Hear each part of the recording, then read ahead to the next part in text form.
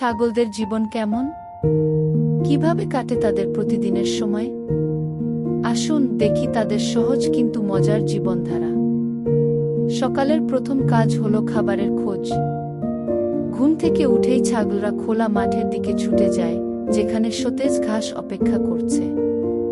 তারা ঘাস খাওয়ার আগে নাক দিয়ে পরীক্ষা করে বুঝে নেয় কোনো অংশটা সবচেয়ে নরম ও সুস্বাদু।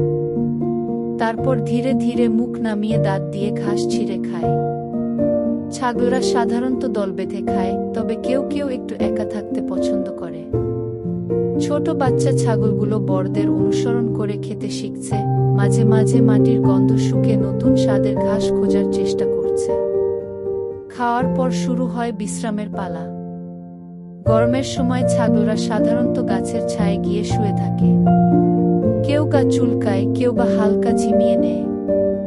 কিছু ছাগল খাওয়ার পর পরই খেলা করতে শুরু করে, একটা আরেকটাকে ধাক্কা দেয়, কেউ লাফিয়ে ওঠে, আবার কেউ ছোটাছুটি শুরু করে।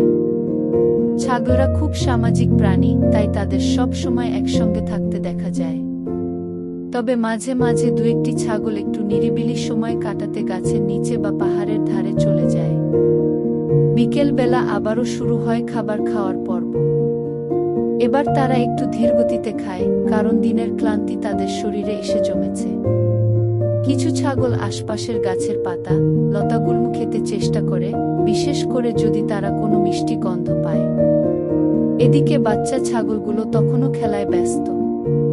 তারা ছোট ছোট লাফ দেয়, পরস্পরের সঙ্গে দৌড় প্রতিযোগিতা করে, আর মাটিতে গড়াগড়ি খায়। ছাগলদের জীবন কেমন? কিভাবে কাটে তাদের প্রতিদিনের সময়?